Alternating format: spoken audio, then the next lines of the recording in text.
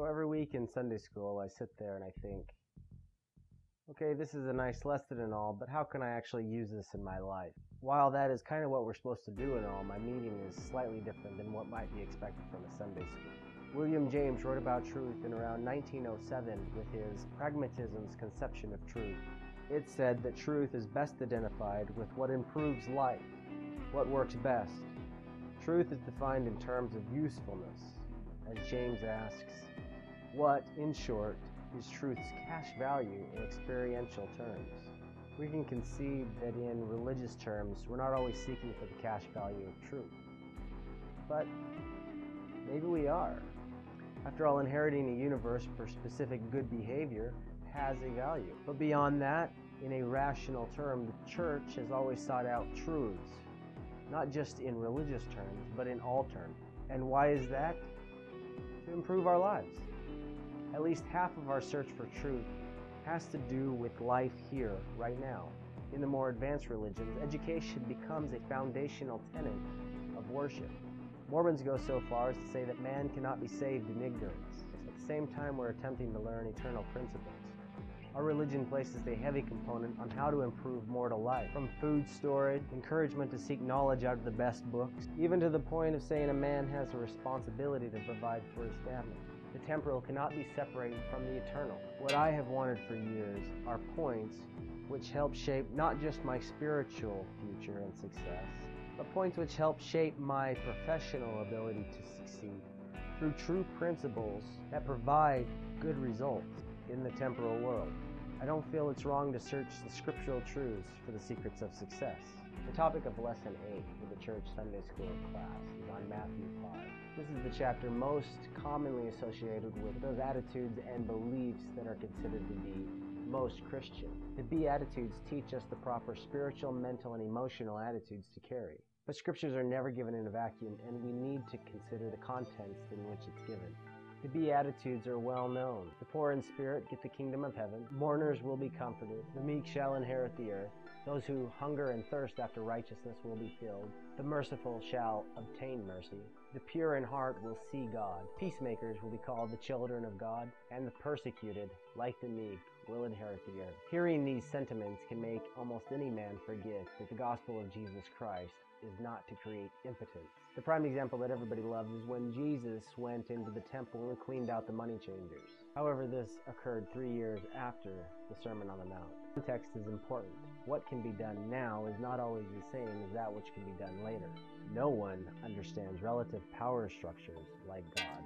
When Moses brought the children of Israel out of Egypt, they marched to the promised land and didn't go in. Of course, the scriptures often portray what followed as a punishment, and to some degree it probably was. But the 40 years were more than punishment.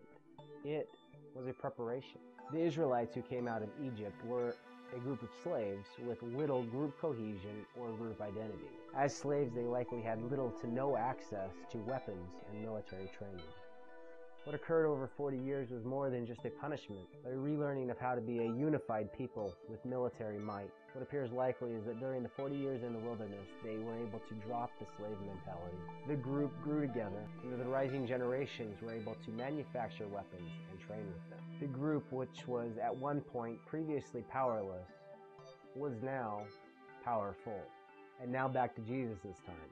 The group Jesus was talking to from the Mount was not identical to the group that celebrated the Messiah's entry into Jerusalem, and who, when Jesus, 3 years after the sermon, confronted one of the most powerful groups in Jerusalem, the money changers, backed him up in whatever action he was willing to take. The scriptures give us the idea that Jesus performed this act independently and spontaneously, but Jesus had started his career 3 years earlier, and what was an evil and vile practice on temple grounds when Jesus chased out the money changers was still an evil and vile practice 3 years before when he was giving the Sermon on the Mount. So why didn't Jesus chase out the money changers 3 years previous? The answer, of course, is Jesus didn't have the social power to carry out that act. By the time Jesus chased out the money changers, he had a large group, powerful enough to be hated by the Pharisees and noticed by the Romans. Like the children of Israel during the 40-year sojourn in the wilderness, the sermon group grew and coalesced until it was powerful enough to begin to make changes in the world. The Sermon on the Mount was at the beginning of the career of Jesus, and Jesus was giving us the attitudes proper to development, to learning, to growth. And how do these attitudes benefit us in the modern world? The exact same way they aided in the ancient world. Humility is the greatest principle of power. The human being is physically one of the least in terms of survivability in this world. We can't run fast. We can't climb fast. We have no claws or ferocious teeth. We have no fur for staying warm. Humans have a very long childhood before being able to take care of themselves. In physical terms, humans are very humble. Yet with this meekness, we have inherited the earth. With all of our mourning from losses, struggles, and failures, we have been comforted with success.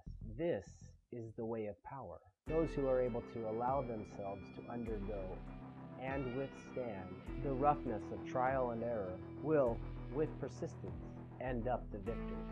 There is no successful businessman today who couldn't also tell many stories of failure during their learning process.